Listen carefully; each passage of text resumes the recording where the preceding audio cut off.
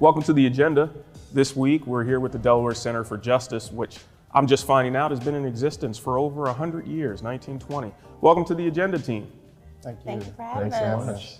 Thank you very much for coming on and telling us everything that's going on, or the most as you possibly can about what's going on in justice and how it affects people that are going through, I guess, crises in their life or working through crises in their life and or trying to re-enter society, still dealing with the penance of their past, that type of thing. Thank you for all the work that you do. Thank you very much. Mr. Watson, we'll start with you. Tell us a little bit about what you do at the Delaware Center for Justice. So I'm the Director of Communications and Engagement at DCJ. So my role is to amplify all the work that we do here. We have great staff that, reach out to folks every day that do a lot of great work for us, reentry, dealing with trauma. So my role, again, is to amplify that work that we do. Oh, we appreciate that. Kailyn, tell us a little bit about yourself. Sure. So my name is Kailyn Richards. I started working at the Delaware Center for Justice in 2017 as the Office Coordinator and Communications Assistant. Just recently, I was promoted to the Director of Policy, and that role involves advocating for policies and practices that improve the lives of justice-involved people, especially our clients, which you mentioned are returning citizens, incarcerated people, victims of crime, people who commit crimes, and you name it. But my job is specifically to advocate for those policies that makes their lives so much easier, that gets rid of those barriers, that addresses the many problems that we see within the legal system, like mass incarceration. We're going to talk a little bit here about the impact of criminal records and so forth, but that's mainly my position here. Great. Sean, tell us a little bit about what you do. Absolutely. So I'm the Director of Development and Public Affairs for the Delaware Center for Justice, and I primarily raise resources for the organization, whether that's financial or through partnerships or for services by other organizations and businesses, as well as deal with a lot of our public-facing activities like media, press, and all that good stuff. Well, that's great. And so many people may not even have known that this agency was in existence, so I'm glad that you're on and able to talk about it. But tell us a little bit about what is the mission of your agency? Sure. So the mission at the Delaware Center for Justice is to amplify the voices of justice-involved people. We've been doing that, like we said, for a little over 100 years. We started as the Prisoners Aid Society, advocating for prison reform and helping returning citizens get their lives back on track. And since then, we have grown and evolved into this small but very mighty nonprofit that has over 12 direct service programs, which are all free of charge. We have an advocacy arm, a communications department, and so we've really evolved to address the growing problems within our legal system. So, some people may think that you're a state agency. You're not a state agency. No. Nope. You just work hand in hand with, I guess, the Department of Corrections and working with aid to the prisoners or justice-involved people. Yes, so we are technically a 501c3, but like you said, we work closely with the Department of Corrections. We work with the probation department.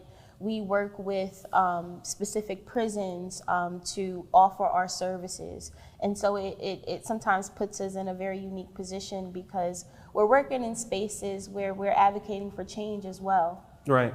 So one of the things you do through your agency is, I would say, bolster or assist with the expungement process. Yes.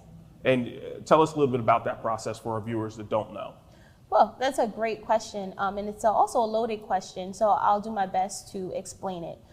There are two different types of expungements in the state of Delaware. There's a mandatory expungement and there's discretionary expungement. Now, the process is pretty similar for both. They both require you to take this first step, and that's fingerprints. You have to find a location within your county to get your fingerprints done. Once you get your fingerprints taken, you'll receive a report in the mail that will contain your criminal history as well as a eligibility letter. So the letter will state if you're eligible for a discretionary expungement, a mandatory expungement, or a pardon. And so once you receive that information in the mail, you kind of know what your next steps are, and you want to take those next steps as quickly as possible because you're on a timeline. So if you're eligible for a mandatory expungement, that means you have 30 days to turn in your paperwork. If you're eligible for discretionary expungement, you have 45 days. And so you turn in your application. It may require you to turn in some additional paperwork, but once you gather everything that you need, you turn it in.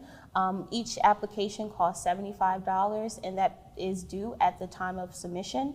But you turn that in, and then you'll receive a letter from the State Bureau of Identification if you're eligible for a mandatory expungement that says your record has been expunged, or this part of your record has been expunged, and you no longer have to report this when asked. Then, if you're eligible for a discretionary expungement, that means you have to petition the courts. And if it's a discretionary expungement, that means it's not necessarily guaranteed. So your letter may say that your expungement has been granted, or it may say your expungement has not been granted, and in that case, you'll apply for a pardon. And your agency literally hand in hand with the justice-involved person through this process, or is it just handing over information? So we mainly help with mandatory expungements. However, if someone is eligible for a discretionary expungement or a pardon, then we'll refer them to people like Ms. Danette Butler, who runs the Pardon Me Project, or we'll refer them to the Office of Defense Services, who helps with the discretionary expungements. It's the Public Defender's Office, and so they'll help with the discretionary expungements or juvenile expungements, those processes that require us to petition the courts and operate on a more legal basis. And what is the advantage of someone to get their record expunged? To me, I'm thinking of employment, I'm thinking of history, you never know what's going to come down the road, the already barriers that people may have. Why, for someone that's on the fence, do I move forward with this process or not? Would you recommend it? Sure. So I think, there are many reasons why someone should get their record expunged, but the main reasons that we tell folks is for better job opportunities. Majority of employers do criminal background checks, before hiring. We tell folks, it could restore your rights to run for public office. It could restore your rights to own a firearm. And it gives you peace of mind. Not having to report what some of us will say are lowest moments, right? Those offenses, not having to report that every time you want to go for an opportunity, it will definitely give you a peace of mind. Yeah, it does. And speaking of employers, it seems as though you've united with a very large employer here in Delaware to ensure that this process is being facilitated properly and funded, but also to give those opportunities to people that are justice involved. Yes, so we've collaborated with Amazon to host a employment and expungement fair on April 28th. It will be at the Route 9 Library in Newcastle, Delaware from 12 to 6 p.m.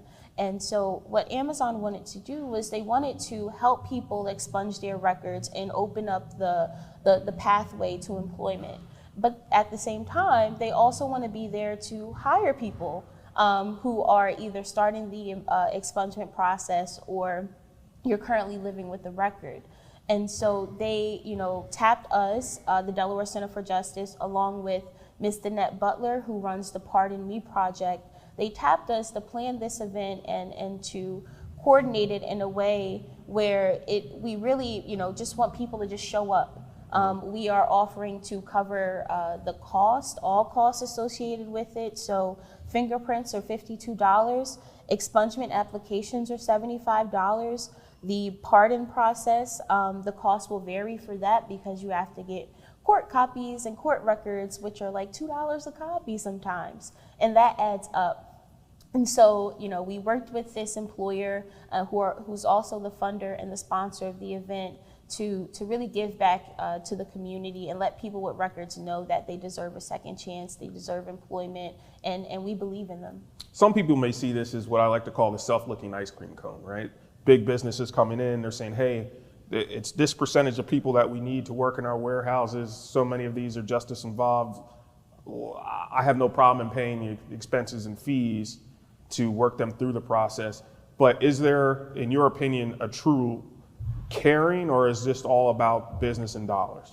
So I think that they, at some level they have employment that they need to fulfill, and that's any business. That's a reality for any business owner.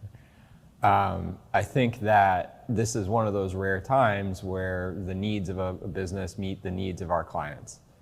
Frankly, moving forward after having a record and all that stuff, a lot of it starts and ends with employment.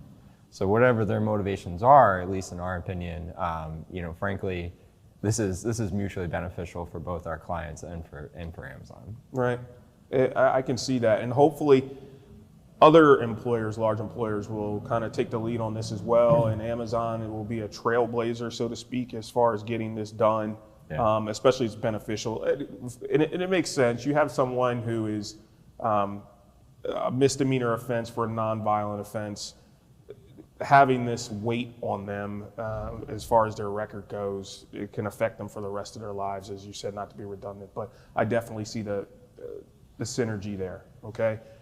And dealing with this as a legislative issue, I mean, there's so much. Kailyn, and as the director of policy, which hurdles were you faced with? Well, I would say that, and I can't say this quite often, but I think the legislation that was passed last year to improve our expungement process, it passed with I wouldn't say flying colors, but it passed with grace. And this is the legislation led by Senator Darius Brown? Yes, Senator Darius Brown introduced SB 111 and SB 112, and he was very critical to the passage of both bills. But aside from Senator Brown's, ferocious support and advocacy for these bills, it was a bipartisan bill. It was accepted and appreciated across the aisle. And I think one of the reasons why I didn't face those challenges that I typically face when advocating for policies like this is because of the impact. So when we were advocating for the legislation, the State Bureau of Identification did a research study to just see how many people will this affect, right? How many people will this bill actually help? And when I talk about the bill, I mean SB 111, and that is called the Clean Slate Act. It's the bill that will automate our mandatory expungement process. So that complicated process that I talked about, in the beginning, right. Part of that will be automated starting in August 2024. But once we found out how many people that bill would help, it was just common sense legislation. How many people? 290,000 people. Now, we're only a state of a million? That's barely a million? Yes. 200. And this would affect 290,000 people. At least, because it doesn't count the people who will become eligible for mandatory expungement between now and 2024.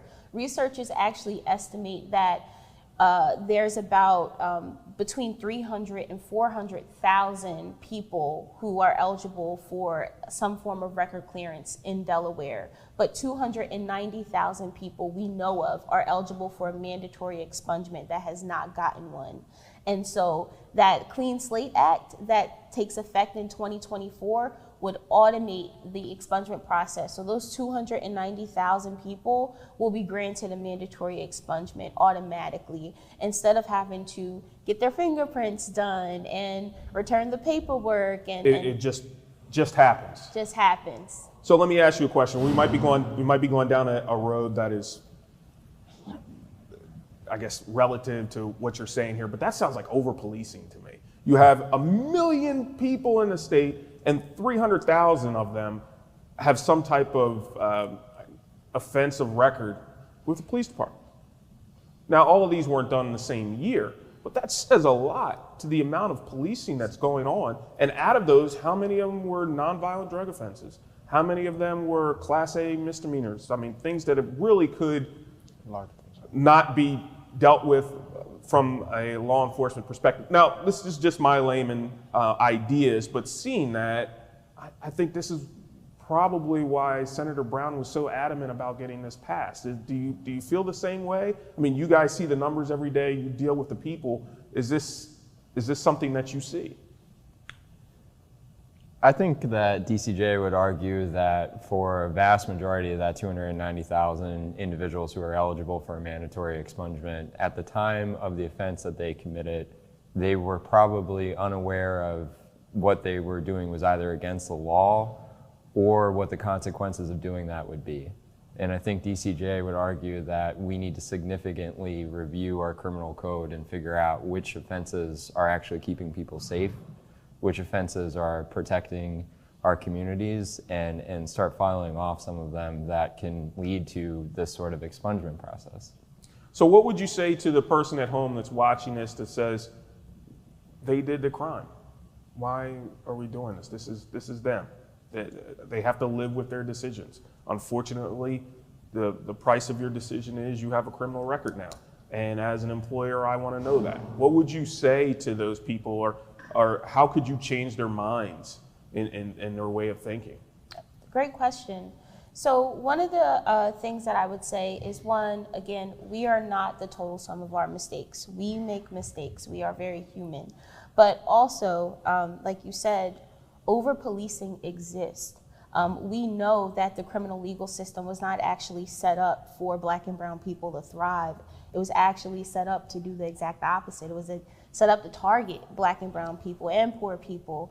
And so I think when we talk about records and over-policing, we really need to look at the problems that exist in our justice system and the root causes of crime. And we know that's poverty. We know that's racism, discrimination, homelessness, you name it. And so I would tell them, like, one, let's address the root causes of crime. Secondly, I would direct them to a study that was done at the University of Michigan. Michigan passed a similar expungement law. And when they looked at this study, it showed that people who were granted an expungement under a similar law as Delaware, after 10 years, they were no more likely to commit a new offense than anyone else. And so people do, if you go a certain amount of time without committing any new offense. It sounds like a lot of these offenses, I'm sorry to cut you off, Yeah. Kailyn, but it sounds like a lot of these offenses are juvenile offenses or young offenses by young persons, and they've just matured. I mean, some of them are juvenile offenses, but a lot of them are offenses that were done in people's like 20s, Right. In their 30s, right? I wasn't mature at 20. I wasn't either. I'm barely mature right now, and so it's just, these are also, and they're not just offenses. I want to clarify this. People who have charges dropped from their record, those charges still show up on your record.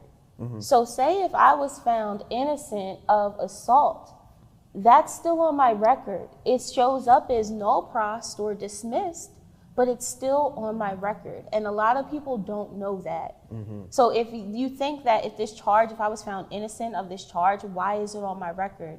But it still shows up, and you have to get that expunged. And it is eligible for a mandatory expungement, but you are still required to pay the $52, turn in the application, which costs money as well. And so it's not just, these minor offenses, it's also offenses that people weren't even found guilty of.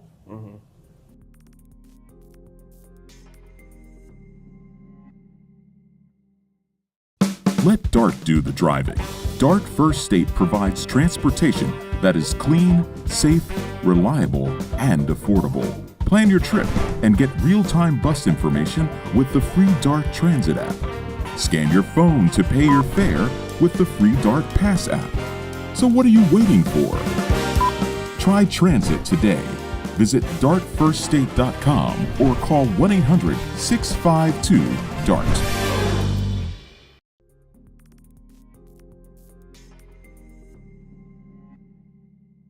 Wow, it says a lot about our state. Hopefully, I think that we have a fairly progressive governor now who's making some changes and is at least open to the conversation. And we hope that that continues, and along with a conjunction with a strong attorney general's office who feels the same way. And I think we're getting there. I really do. Your thoughts on participation from our local government? Well, we're lucky enough to have Attorney General Kathy Jennings is actually going to speak at our expungement fair Oh, that's on great. the 28th. DOJ has been a good partner in planning this. In fact, they've been a good partner in a lot of the a lot of the different steps along the expungement process. So we work with a DAG or a Deputy Attorney General, and so it's really wonderful to see DOJ kind of step up into that position. I know that previous DOJs didn't really have much interest in this. So because it's political, right? Yeah. Despite it being right or wrong, if you get behind one side of it, that means that's you, and that can affect your votes. Anytime we have an elected official as someone who can govern the laws in our community, there could be some bias there. It's never, or I shouldn't say it's never, but it's very politically difficult to be smart on crime rather than tough on crime. Right. So now you have an opportunity to be on this show. A lot of legislators watch this show because they want to keep up with things and understand, I guess, the feel, the pulse of the state. If you had your druthers, what would you tell them? What would you ask for out of your list of wants? What does your agency need? Well, I would address a few of the different barriers that come with living with the record or trying to get an expungement in this state. And so I can talk about a couple, and then I'll pass it over to my colleague Sean to list a few as well. But a few of the main barriers that I see in this work is people on probation being excluded from receiving any type of expungement or pardon just because they are on probation. So once you're on probation, that's it. That's it. Forever. You can't go. You got to wait until you're off probation. Okay. So it's not final, but as long as you're on probation, you are ineligible for an expungement or a pardon. So you can send in that application and they'll send it right back. And I see this problem come up specifically for people who may be on probation for an old offense and they get accused of a new crime and they're charged in that crime. Let's say that charge is dropped in their favor because they didn't do it, but they're on probation. So can they apply for that expungement? No, because they're on probation. And so people who are on probation are stuck with even charges that have been dropped in their favor. They're stuck with those on their records. Just because they're on probation, it doesn't matter if it's related to the crime that they're currently serving time for. It doesn't matter. And I have seen that really just drain the hope out of people. Right. So legislatively, what can be done? Is it just changing the law? It is. It's just changing the law. It's probably a little bit more complicated than that, but legislatively, it is just removing that barrier in our statute. Another barrier that I see is fines and fees. So if you owe fines or fees, and sometimes court fines and fees could amount to $200, $12,000. I have seen all different ranges, but if you owe outstanding fines and fees tied to your conviction that you're trying to get expunged, you can't get it expunged until you pay off that debt. So you're not saying don't pay off the debt. You're saying, I guess, give some type of grace period while you're paying off that debt that you can still complete the expungement process. I'm saying that if people can't afford their fines and fees, then that means they're stuck with this charge or conviction on their record, and that means that they're probably having a hard time getting a job. Right. It's not probably. They are. They are. Okay, yes. One more selfless plug for your event that's coming up. Yeah, I think this is an opportunity for everyone to benefit from this. This is not only for justice impacted individuals, but I think for the whole state of Delaware to benefit with less obstacles in the way for those to, have those barriers for education, for employment.